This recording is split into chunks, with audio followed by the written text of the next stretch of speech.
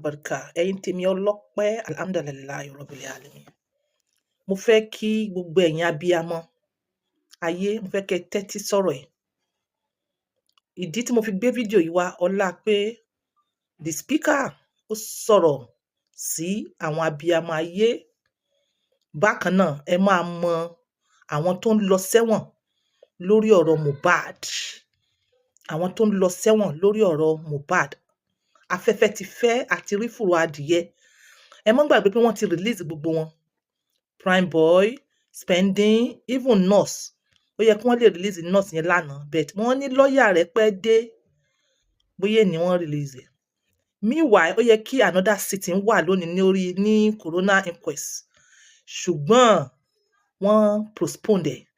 Ìdí tí wọ́n fi postpone ẹ̀ ọ̀pọ̀lọpọ̀ mọ̀, but àwa tá a ṣì believe nínú new Nigeria bàbá Tinubu pé gbogbo àwọn tí wọ́n release yẹn, gbogbo àwọn tí wọ́n find one thing tó jẹ́ wípé ẹ̀wọ̀n ti certain fún wọn, wọ́n fẹ́ kí wọ́n fẹsẹ̀ ara wọn wá report ara wọn.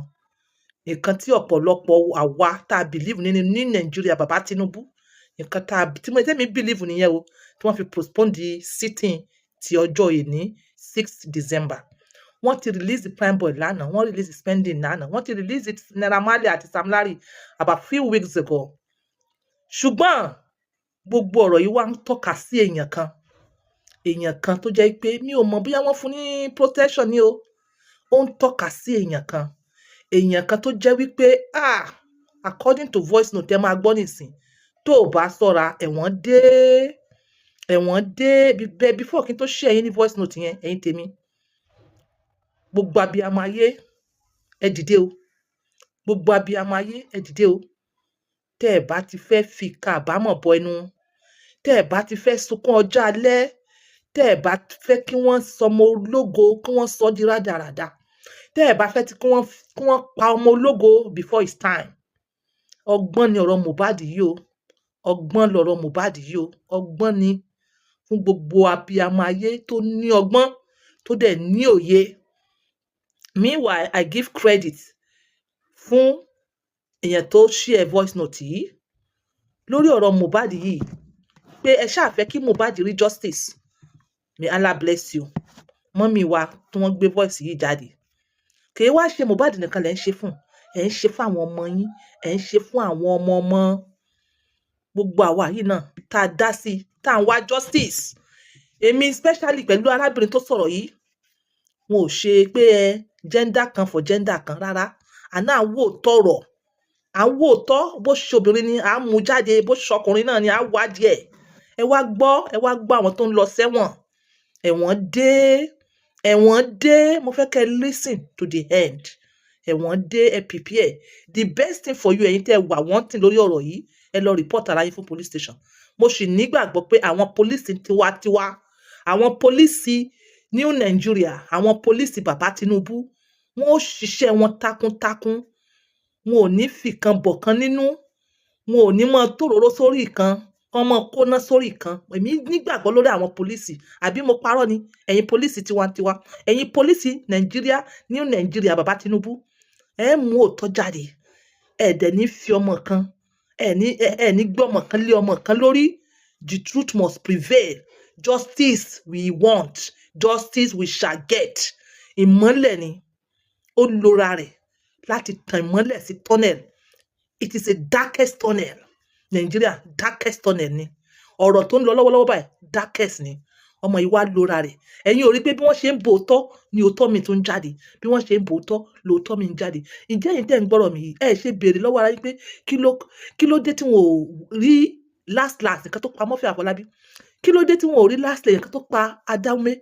Ọ̀pọ̀lọpọ̀ yín ẹ sọ pé kú Ọlọ́run ni. Ẹ̀yin náà béèrè lóòótọ́ ṣé kú Ọlọ́run ni ṣá? Àbí àwọn èèyàn ló wà nínú ìgò tó ń jọ jíìnì? So therefore, ẹ̀wọ̀n dé, ẹ gbọ́ voice yìí. Ẹ̀wọ̀n dé fáwọn kan. Ẹ lọ report ara yín o. That some of us have been able to speak to them, to hear some things. Ìdí fídíò yìí ni pé wọ́n ti bá àwọn ọmọ tí wọ́n release, even before kí wọ́n tó release wọ́n ti bá wọn sọ̀rọ̀. Wọ́n ti tú àṣírí, especially Spending yẹn. Ó mọ everything tó ṣẹlẹ̀. bí ìjà tó ṣẹlẹ̀ láàrin Wùmí tí Wùmí sọ pé òun ò jà pẹ̀lú ọkọ òun, ìdí ìjà yẹn òun ni wọ́n pọmọ yẹn lé lórí o, tí Wùmí sọ pé òun ò jà because ó mọ̀ pé from ọ̀rọ̀ yẹn wọ́n máa rí the truth. Ó wá sọ pé àwọn ò jà àṣírí ti tú. Wọ́n bo àwọn ọmọ yẹn lẹ́nu, ẹnu ò mọ̀ sébò, wọ́n mọ̀ ká bòròbòrò ni o, wọ́n mọ̀ ti jẹ́wọ́ o. The message is shocking. Ẹ gbọ́, abiyamọ ayé, wọ́n ní the message is shocking. Sorry ẹ jọ̀ọ́, mo mistakenly pa. Ẹ mọ̀ nítorí láti ṣe voice. This is bad.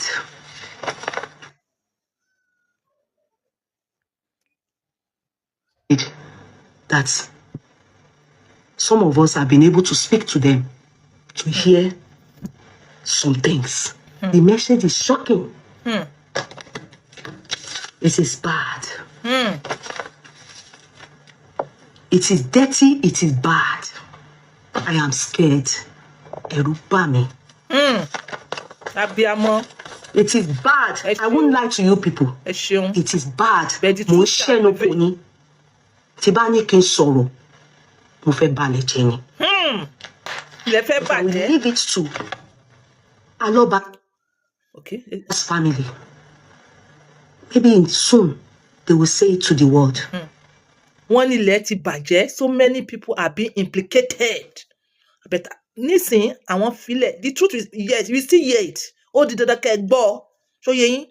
But wọ́n wò ó, èyí tó concern wa, tó concern kéèsì ìyàwó sọ, but àwọn èèyàn tí wọ́n pè tí wọ́n implicate, tí time bá tó, ẹ máa gbọ́ àwọn èèyàn yẹn.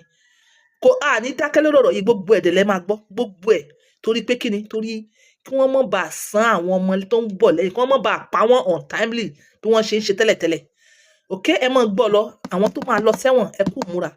Coming here to shine. Prime boss mother mo ṣe lé wọn kúrò lórí platform. We stay because the moment they heard Adura saying what he heard from Wunmi, when he said he heard, he didn't see the fight. Meanwhile, Prime Boy said no fight. No fight. Who is not lying? But the statements from them, I have up to 5-6 things said. They are allegations. They are not just stories. They are allegations that truly will back up the fight Mohbad and Wunmi had. Those stories. Ìjà tí Wùmí àti Mohbad jà, àṣírí ọ̀rọ̀ yẹn according to ọ̀rọ̀ tí wọ́n sọ, òun ló fi kú pa Mohbad. Àṣírí yẹn ni àwọn Wùmí ò fẹ́ sọ pé àwọn jà, because wọ́n mọ̀ pé wọ́n máa bèrè pé kí ló wá fàjà. Ìdí tí wọ́n fi fẹ́ sọ̀rọ̀ nìyẹn, tí wọ́n wá lo àwọn ọmọ ọlọ́mọ. Ṣó yé yín? Àní gbogbo ẹ̀yin tẹ́ mọwọ́ náà ọ̀rọ̀ yìí, àti gbogbo ẹ̀yin tẹ́ advice kí wọ́n lọ destroy CCTV. Ẹ kú retí ẹ̀wọ̀n. Ẹ kú retí ẹ̀wọ̀n o, ẹ lọ fẹjọ́ ara yín sùn police station. Those things tí Mohbad ń sọ, tí orí ẹ̀ fi ń ya wèrè níjọ́ yẹn, ó tó bẹ́ẹ̀. The allegation, and that's the reason why Wunmi needs to go. Because those are allegations. Ẹ̀gbọ́n nǹkan tó sọ.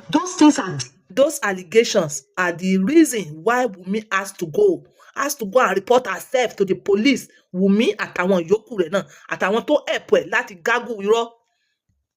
Ó ti pọ̀ jù. Ó dẹ̀ pọ̀. Ó pọ̀ o. Ó ti pọ̀ jù. Ẹ̀rù bà mí. Àyà mi já. Ó ga jù. Ó le jù. In fact, mo ti pẹ́ láyé, to God be the glory. Mi tún mọ̀ pé gbogbo àwọn ọmọ tàbí yìí, ká máa continue. Please, mothers. Before I go on, tí ọmọ rẹ bá sọ pé don't worry, that should be the beginning of your worrisome o.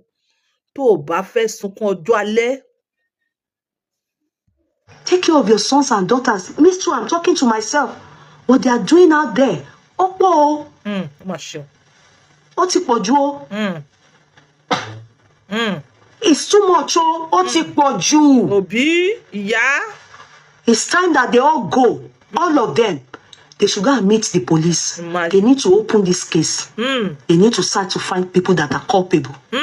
Some people need to go to jail. Some people need to go to jail. Ẹ̀wọ̀n dé. Ẹ̀wọ̀n yá. Ẹ̀wọ̀n dé.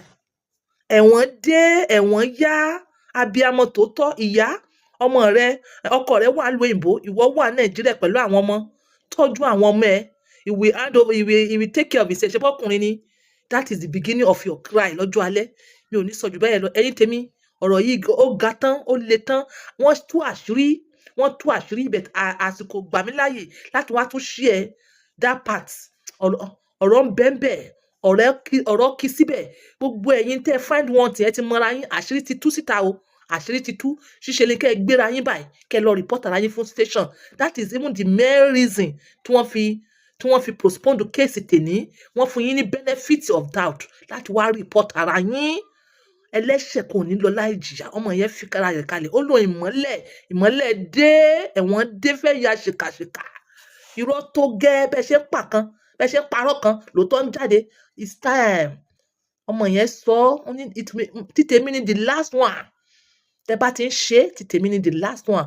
Eléyìí goes to àwọn ọ̀rẹ́ tí wọ́n ṣekú pa, àwọn family tí wọ́n ṣekú pa, ẹni tó yẹ kó tìyàn lẹ́yìn, tó wá ń fi ọ̀bẹ gúnyàn. Àsìkò tó ẹ lọ fi ara yín fún police. Bye.